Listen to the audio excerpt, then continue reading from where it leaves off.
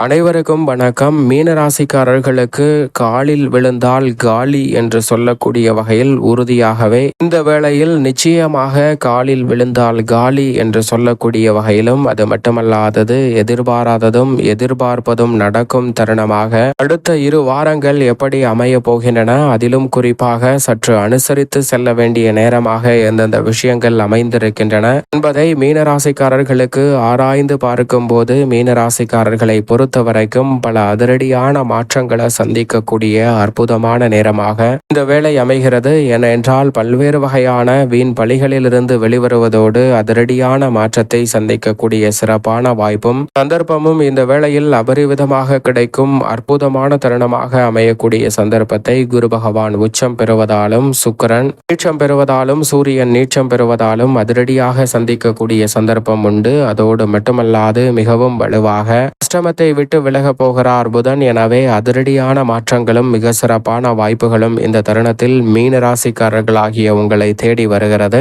எனவே எந்த ஒரு காரியத்தை கையில் எடுத்தாலும் உறுதியாகவே வெற்றி கிடைக்கும். அதோடு மட்டுமல்லாது இந்த வேளையில் காலில் விழுந்தால் காலி என்று சொல்லக்கூடிய வகையில் எந்தெந்த நிகழ்வுகள் அமைகின்றன என்று பார்க்கும் போது உங்களை பெற்றவர்களின் காலில் விழுவதால் அவர்களின் ஆசீர்வாதம் நிறைவாக கிடைக்கும். எனவே முன்னேற்றமும் வளர்ச்சியும் நிறைவாக உங்களை தேடி வரும். அதே சமயம் வயதில் மூத்தவர்களின் காலில் விழுந்து அவர்களின் ஆசீர்வாதம் பெறுவது மிக பெரிய அளவிலான வளர்ச்சியை நிச்சயமாக ஏற்படுத்தி கொடுக்கும். ஆனால் ஒருவேளை நீங்கள் அறிந்தோ அறியாமலோ சிறு தவறு செய்து விடுகிறீர்கள் அல்லது பிரச்சனையில் மாட்டிக்கொள்கிறீர்கள் என்றால் அந்த பிரச்சனையில் இருந்து வெளிவருவதற்கான சரியான தீர்வு என்ன என்பதை அதை நோக்கி பயணியுங்கள். ஆனால் அந்த பிரச்சனையை அப்படியே விட்டுவிட்டு பிரச்சனையிலிருந்து எப்படியாவது வெளிவந்தால் போதும் என்று 3ஆம் நபர் ஒருவரின் காலில் விழும்போது உறுதியாகவே நீங்கள் காலி என்று சொல்லக்கூடிய வகையில் பல நிகழ்வுகள் நடைபெறுவதற்கான சாத்தியக்கூறுகள் உண்டு. ஏனென்றால் நாம் உடன் பணியாற்றக்கூடிய அவர்களிடம் ஒரு கருத்து வேறுபாடு ஏற்படுகிறது என்றால் அதை நாமே பேசி தீர்த்து கொள்ளும் போது பெரிய அளவிலான பிரச்சனை இல்லை. அதை 3ஆம் நபர் ஒருவரிடம் கொண்டு செல்லும் போது இந்த பிரச்சனை காரணமாக உங்களுடைய வேலையே பறிபோகக்கூடிய சூழல் உருவாகலாங்க. நாம் செய்த அந்த தவறின் காரணமாக நாமளே காலி என்று சொல்லக்கூடிய வகையில் பல சங்கடங்களை சந்திப்பதற்கான சூழல் உருவாகலாம். எனவே சற்று கவனத்துடன் அனுசரித்து நிதானமாக நடந்து கொள்ளும் தருணமாகவும் பார்க்கப்படுகிறது. ஏனென்றால் உதாரணமாக ஒரு 2 அண்ணன் தம்பி இருக்கிறார்கள். அண்ணனும் தம்பியும் பிறந்ததிலிருந்தே நட்பாகவும் சகோதர பாசத்தையும் அன்பையும் பரிமாறி வளர்கிறார்கள். அப்படி வளர்ந்தவர்கள் இருவரும் தனித்தன்மையே திறமையை வெளிப்படுத்தி பல கோடி சொத்துக்களை அண்ணனும் தம்பியும் சேர்க்கிறார்கள். அப்படி சேர்ப்பது மட்டுமல்லாது அண்ணனும் தம்பியும் இனி சொத்துக்களை சம்பாதிக்க வேண்டிய அவசியமே இல்லை, இருப்பதை பராமரித்தாலே போதும், இன்னும் பல தலைமுறைகள் உட்கார்ந்து சாப்பிடலாம் என்று சொல்லக்கூடிய அளவிற்கு சொத்துக்களை சேர்த்து விட்டார்கள். ஆனால் இருவருக்கும் இடையே ஒரு சண்டை வருகிறது. இந்த சண்டைக்கு மிக முக்கிய காரணம் என்னவென்றால் அந்த இருவருக்கும் சம்பந்தப்பட்ட பூர்வீக சொத்து என்று ஒன்று இருக்கிறது. அந்த பூர்வீக சொத்தை யார் ஆட்சி செய்ய வேண்டும், யார் அனுபவிக்க வேண்டும், அதை யார் பயன்படுத்த வேண்டும் என்று அவர்களுக்கிடையே அந்த பூர்வீக சொத்தை உரிமை கொண்டாடுவதில் ஒரு சண்டை ஏற்படுகிறது. அந்த வேளையில் உடன் பிறந்த அண்ணனோ அல்லது தம்பியோ விட்டு கொடுத்து அனுசரித்து சென்றிருந்தால் இருவருக்கும் நிறைந்த பலன் கிடைக்கும். ஆனால் அவர்கள் இருவருடைய மனதிலும் இந்த பூர்வீக சொத்தை எனக்கு தான் வேண்டும் என்ற மனநிலையானது ஏற்படுகிறது. அப்படி பூர்வீக சொத்து எனக்கு தான் வேண்டும் என்ற மனநிலை ஏற்பட்டவுடன் இருவருக்கும் இடையே கடுமையான சண்டை வருகிறது. இது எதிர்பார்த்த ஒன்றுதான். ஏனென்றால் இருவரின் மனநிலையும் அதை அடைவதுதான் இலக்காக இருக்கும் போது அவர்களுக்கிடையே கடுமையான சண்டை உறுதியாகவே வருகிறது. அந்த கடுமையான சண்டையில் அண்ணனோ அல்லது தம்பியோ யாரோ ஒருவர் பாதிக்கப்படுகிறார். அப்படி ஒருவர் பாதிக்கப்பட்ட சூழலில் எதிர்பாராத வகையில் அண்ணனோ தம்பியோ பாதிக்கப்பட்ட நிலையில் அந்த பாதிக்கப்பட்ட நபருக்கு ஒருவர் உதவுகிறேன் என்று வருகிறாருங்க.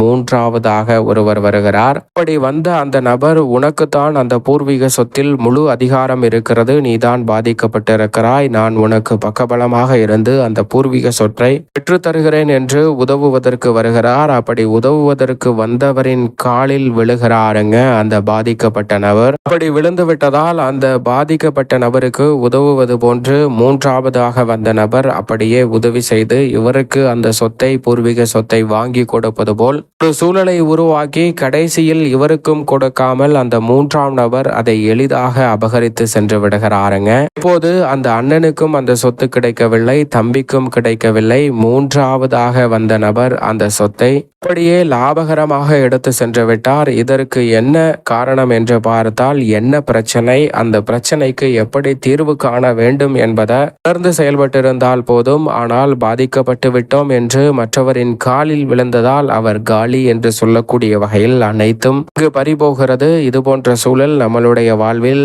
உத்தியோகம், தொழில் என பல விஷயங்களில், குடும்பம் என பல விஷயங்களில் சந்திக்கலாம். அப்படி சந்திக்கக்கூடிய வேளையில் சிந்தித்து நிதானத்துடனும் பொறுமையுடன் செயல்பட்டால் பல சிரமங்கள் தவிர்த்து நல்ல முன்னேற்றம் கிடைக்கும். ஏனென்றால் இந்த வேளையில் ராசியின் அதிபதியான குரு பகவான் அபரிவிதமான நன்மையை அள்ளி கொடுக்கக்கூடிய வகையில் பூர்வ புண்ணிய ஸ்தானமாகிய 5இல் உச்சம் பெறுகிறார். அதிசாரமாக உச்சம் பெற்றாலும் நிறைந்த நன்மை உண்டு. இந்த தருணத்திலிருந்தே நிறைந்த நன்மையை அள்ளி கொடுக்க போகிறார். அதிலும் அதிசாரமாக 5இல் உச்சம் பெற்று ஜென்ம ராசியை வலுவாக பார்க்க போகிறார். எனவே குடும்பத்தில் பல்வேறு வகையான நன்மை நிறைந்த வாய்ப்புகளும் சந்தர்ப்பங்களும் மீன ராசிக்காரர்களுக்கு நிறைவாக கிடைக்கிறது. கணவன் மனைவிக்கிடையே இருக்கக்கூடிய மனவருத்தம் நீங்கும், நெருக்கம் அதிகரிக்கும். குடும்ப உறுப்பினர்கள், பிள்ளைகள் மற்றும் குடும்பத்தினரால் மிக பெரிய அளவிலான மகிழ்ச்சி நிறைவாக கிடைப்பதோடு பல்வேறு வகையான சுபகாரியங்கள் மிகவும் சாதகமாக கைகூடுகிறது. வீட்டிற்கு தேவையான விலை உயர்ந்த பொருட்களை வாங்கக்கூடிய யோகம் நிறைவாக கிடைக்கிறது. குரு பகவானின் சுப பார்வை ஜென்மராசிக்கு பதிவதால் மிக பெரிய அளவிலான சங்கடங்களை தவிர்த்து முன்னேற்றத்தையும் வளர்ச்சியையும் நிறைவாக சந்திக்கும் அற்புதமான தருணமாகவும் அமைந்திருக்கிறது.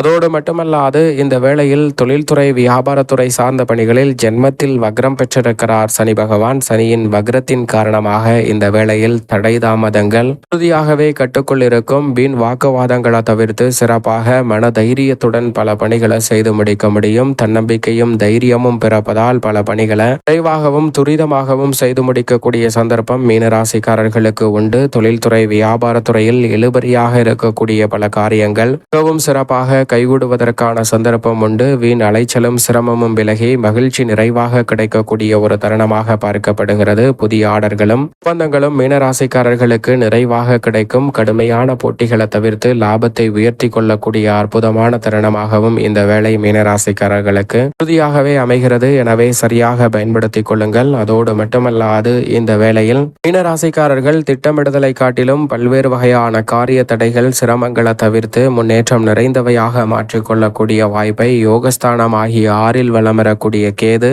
ஏற்படுத்தி கொடுக்கிறார். விரயத்தில் ராகு இருந்தாலும் வீண் விரயங்களை சுப விரயங்களாக மாற்றி கொடுக்கக்கூடிய சந்தர்ப்பத்தை உருவாக்குகிறார். அது மட்டுமல்லாது யோகஸ்தானமாகிய கேது இருப்பதால் அமோகமான வளர்ச்சியும் முன்னேற்றமும் நிறைவாக கிடைக்கும் அற்புதமான வேளையாக இந்த தருணம் அமைகிறது. எனவே சரியாக இந்த தருணத்தை நுட்பமாகவும் நுணுக்கமாகவும் பயன்படுத்தி கொள்ளுங்கள். மிக பெரிய அளவிலான வளர்ச்சியும் முன்னேற்றமும் உறுதியாகவே உங்களை தேடி வருவதற்கான சந்தர்ப்பம் நிறைவாக கிடைக்கும். அதோடு மட்டுமல்லாது இந்த தருணத்தில் எதிர்பார்ப்பதை காட்டிலும் சுக்கிரன் மிக வலுவாக ருணரோக சத்ருஸ்தானம் என்று சொல்லக்கூடிய 6இல் இருந்து 7ஆம் இடமான சப்தமஸ்தானத்தில் நுழைவதோடு மட்டுமல்லாது அங்கு நீச்சமும் பெறுகிறாருங்க. சுக்கிரன் நீச்சம் பெறக்கூடிய இந்த வேளை என்பது எதிர்பார்ப்பதை காட்டிலும் அதிரடியான மாற்றத்தையும் வளர்ச்சியையும் ஏற்படுத்தி கொடுக்க போகிறது. ஏனென்றால் அஷ்டமாதிபதியாக பார்க்கப்படுகிறார். அதே சமயம் உச்ச அதிபதியாகவும் இருக்கிறார். எனவே இந்த வேளையில் அரசியல் மற்றும் கலைத்துறை சார்ந்த பணிகளில் லாபகரமாக பல பணிகளை செய்து முடிக்க முடியும். புதிய வாய்ப்புகளை உருவாக்கும் தருணமாகவும் குழப்பங்களை தவிர்த்து